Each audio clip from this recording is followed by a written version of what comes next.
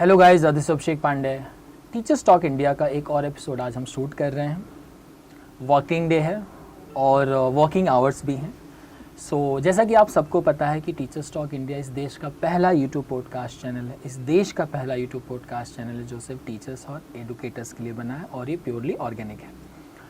आज हम जिन गेस्ट को अपनी चैनल पे लेके आए हैं, जिस प्लेटफॉर्म पे लेके आए हैं, मैम का नाम है हेतल मैम और मैम अक्षर पब्लिक स्कूल और निज़ामपुरा में प्रिंसिपल हैं। काफ़ी सालों से वहाँ पे काम कर रही हैं। जनरली हम कोशिश करते हैं कि हमेशा चाहे वो प्रिंसिपल हों या टीचर हों, क्योंकि एक प्रिंसिपल भी कभी टीचर थी, तो जनरली हमारा पूरा जो फॉर्म रहता है वो टीचर पे रहता है। आज हम जो बात करेंगे, हो सकता है कि इसमें से कुछ आधे घंटे 40 मिनट 45 मिनट के पॉडकास्ट में कुछ एक वन लाइनर आपको मिल जाए और चीज़ें शायद कुछ सीखने को मिल जाए। Thank you Hetal ma'am, thank you so much कि आपने हमारा इनविटेशन एक्सेप्ट किया और इस चैनल पे आए। मैम, सबसे पहले मैं चाहूँगा कि मेरे व्यूवर्स को अपने बारे में थोड़ा सा ओवरव्यू दीजिए, फिर उसके बाद से हम क्वेश्चंस लेंगे।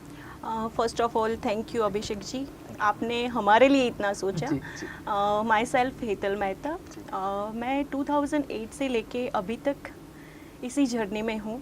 मेरी जर्नी शुरू हुई है एक छोटे से प्ले हाउस से। ओके। तो मैं ऐसा नहीं बोल सकती हूँ कि मैं डायरेक्ट जंप करके आ गई हूँ।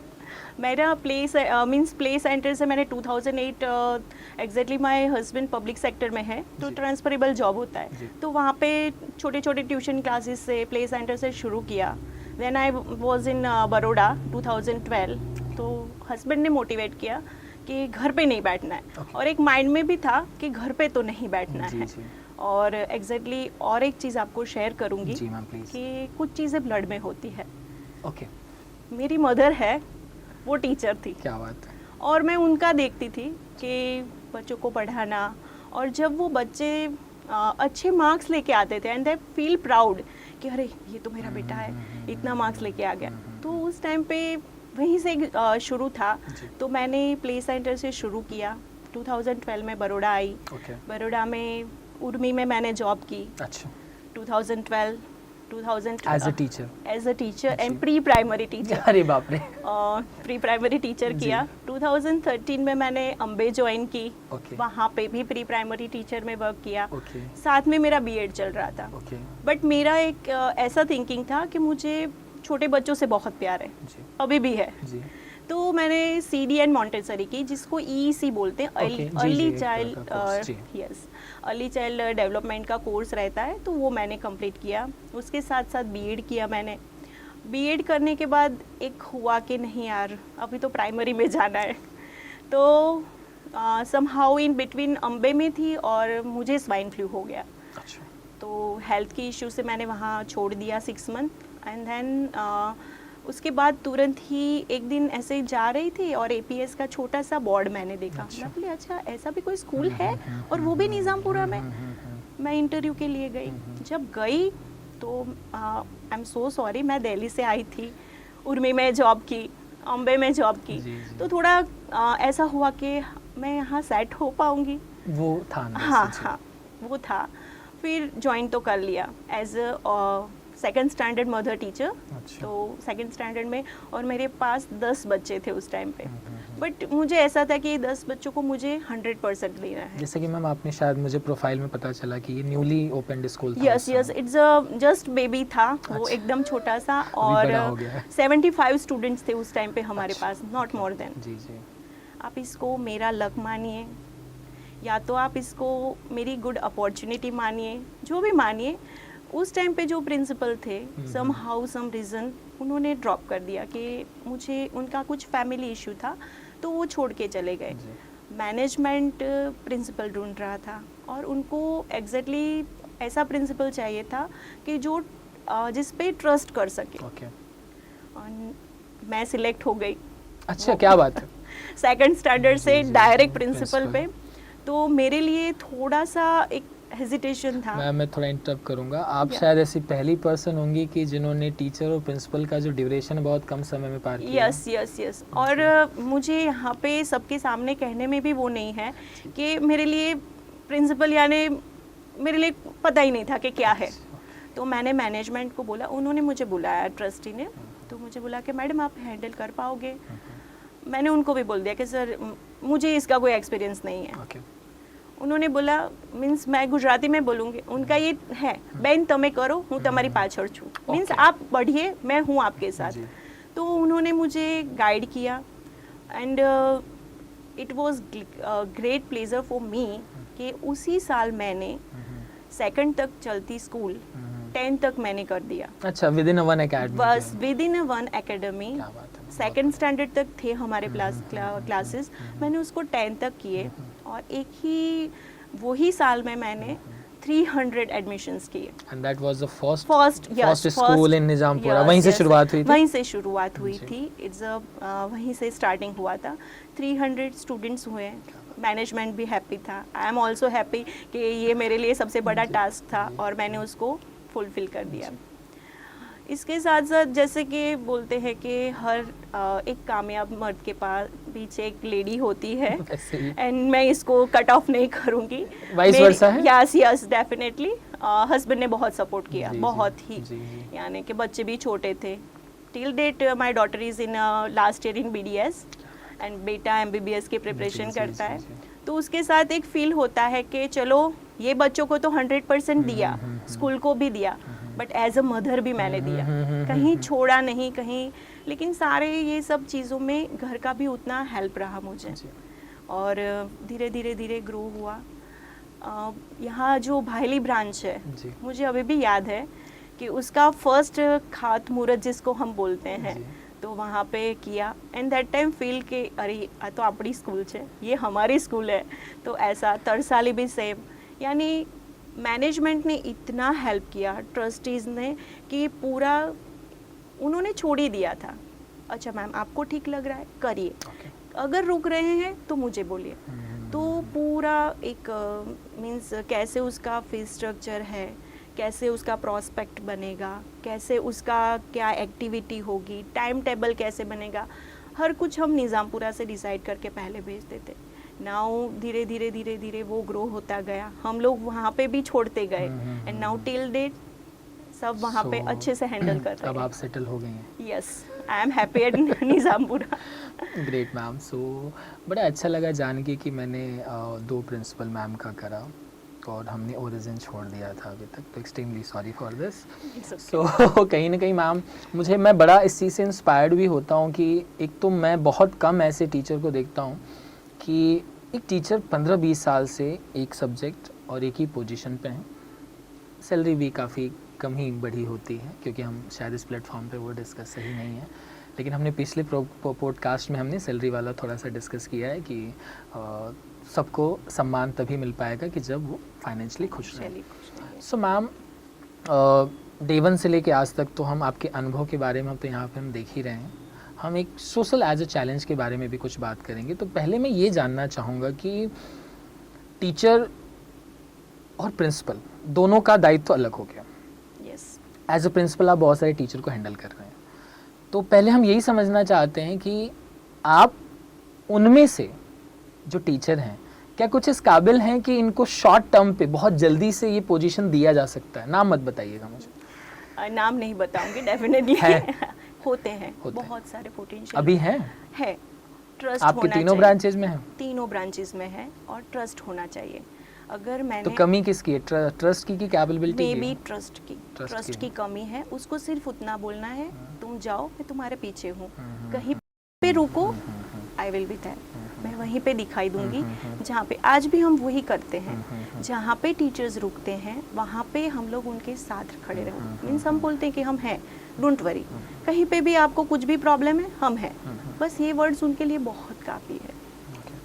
तो मैम कभी ऐसा हो सकता है भविष्य में कि अगर कोई प्रिंसिपल कोई एक ग्रुप छोड़ता है तो इनमें से ही तुरंत किसी को बोल दे कि now you are capable and just go handle it? देखिए, मैं मेरे इंस्टीट्यूट की बात करूं तो हम ऐसे ही क्रेडिट, हमारे नीचे का क्रेडिट बहुत स्ट्रॉन्ग रेडी करते हैं, क्योंकि देखिए हम इंजन है, हमारे पास पीछे जो डिब्बे हैं और हम गार्ड है, इंजन नहीं बोल सकती हूँ, हम गार्ड है।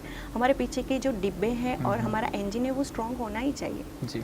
और अगर हम इनको स्ट्रॉन्ग नहीं बनाएंगे तो हम फास्ट रन नहीं कर पाएंगे। मैम हम ये ऑन द रिकॉर्ड है, डेफिनेटली सालों तक ये वीडियो पड़ा रहेगा यूट्यूब Sure. पर और लोग इसको देखेंगे हो सकता है क्रिटिसाइज भी करें और मोटिवेट भी हो, तो प्लीज़ आप जो भी बोलिएगा अपनी जिम्मेदारी पे बोलिएगा। डेफिनेटली। ठीक है। सो आपको पर्सनली ये ज़रूर लगता है कि टीचर्स को ट्रेन किया जाना चाहिए। यस। सो मैम, कभी ऐसा मोमेंट रहा है कि आपने टीचर्स के लिए बहुत बोल्ड एक्शंस लिए हों अभी तक अपने कैरियर में? यस। कुछ ऐसा वाकया जो बताने लायक हो? कोई ऐसा वाकया, बहुत सारे वाकया होंगे, एक की जो इस प्लेटफॉर्म पे बोलने लायक है कि नहीं नहीं, मतलब ये डिसीजन मैंने लिया था जो शायद 2-4 लोगों को पसंद नहीं आया होगा, लेकिन वो टीचर के लिए अच्छा था, स्कूल के लिए अच्छा था और मैंने लिया हो। एग्जैक्टली नाम नहीं दूंगी मैं, प्लीज। लेकिन वो टीचर थी, जस्ट उसने नया नया स्टार्टिंग किया था, तो प्लानर कैसे करना है, कैसे बनाना है, ये ऑल आर न्यू, तो आइडिया नहीं था।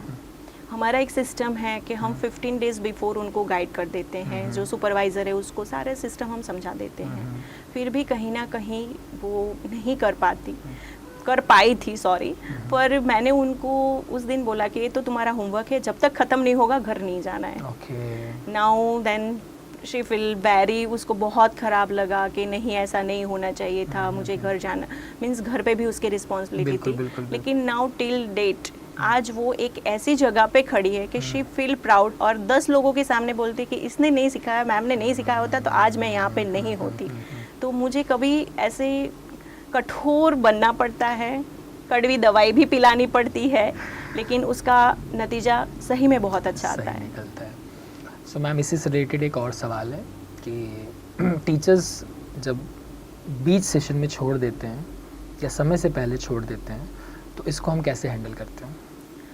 देखिए, एक सिस्टम है जो सिस्टम हम स्टार्टिंग से फॉलो करते हैं, लेकिन काफ़ी टाइम ऐसा होता है कि कुछ मेडिकल इश्यूज आ जाते हैं, कुछ घर का एनवायरनमेंट ऐसा हो जाता है, तो टीचर्स को छोड़ के जाना पड़ता है। उस टाइम पे हम भी देखते हैं कि सही में उसका प्रॉब्लम है या नहीं है। कैसे क्रॉस वेरीफाई कर पाते हैं हम लोग? क्रॉस वेरीफाई हम लोग मेन तो जो उसकी मेडिकल हिस्ट्री है हम वहाँ तक जाते हैं। अच्छा। ठीक है, यहाँ पे मैं ओपन ही कि चलो भाई पेपर्स हैं, दिखाओ घर पे सही में प्रॉब्लम है जी। तो वहाँ पे, और हम उसको वो भी बोलते हैं कि डोंट वरी, अगर मैनेजेबल है तो मैनेज करो, हम लोग हैं, हम लोग कर लेंगे, क्योंकि इतना वेल एक्सपीरियंस टीचर्स भी हम नहीं चाहते हैं कि चले जाए।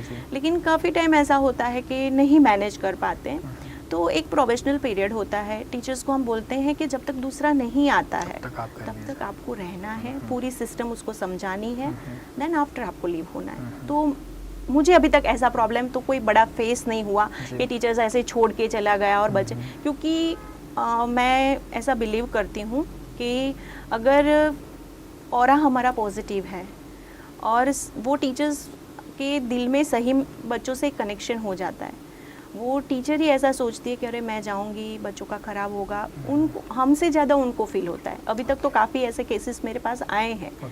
और टीचर्स ही बोलती है कि नहीं नहीं मैं पूरा, काफ़ी टीचर्स ऐसे हैं मेरे पास कि जिसके घर पे प्रॉब्लम था, वो हाफ डे जाती थी, हाफ डे आती थी, बट मैनेज करती थी।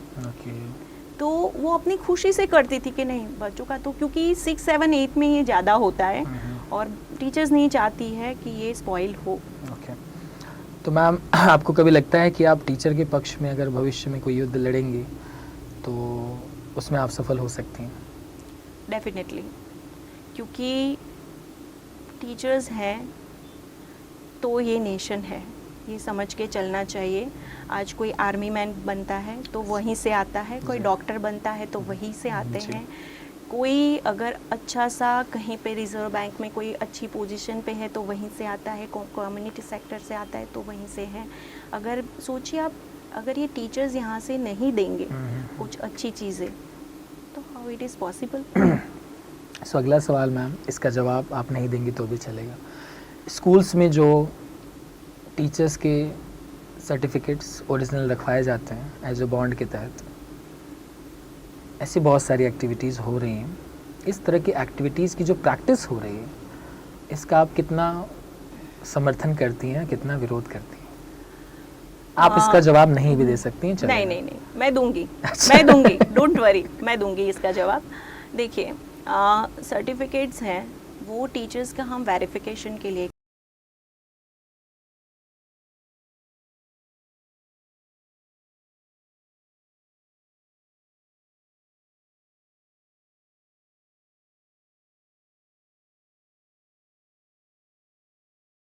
रखते हैं।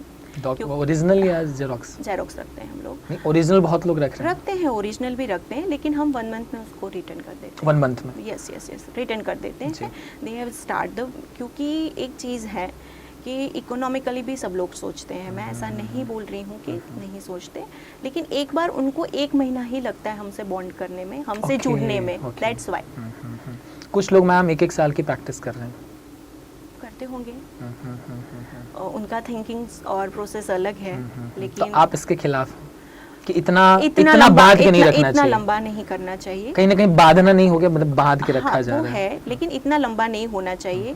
उनको भी कहीं है कि टीचर्स चले गए, बच्चे सफ़र करते हैं, ये सारी चीज़ें मैंने जैसे पहले ही बोली, तो वो एक डर रहता है, सबको रहता है, मुझे भी रहता है, लेकिन अगर हम वो एनवायरनमेंट टीचर्स को यहाँ पे फुलफिल करेंगे तो मुझे नहीं लगता है कि टीचर भाग के चले जाएं। ग्रेट, कोई नहीं मैम, आपने बहुत निर्भीकता से इस सवाल का जवाब दिया है। शायद ये पहला डिस्कशन होगा कि जो मैंने लीगल पे डिस्कस करा। सो मैम हम आगे बढ़ते हैं थोड़ा सा कि इतने साल के मैम अनुभव में, अगर मैं करेक्ट हूँ तो शायद 15 साल हो गए होंगे आपको। 16 ईयर मेरा चल रहा है। 16 चल रहा है।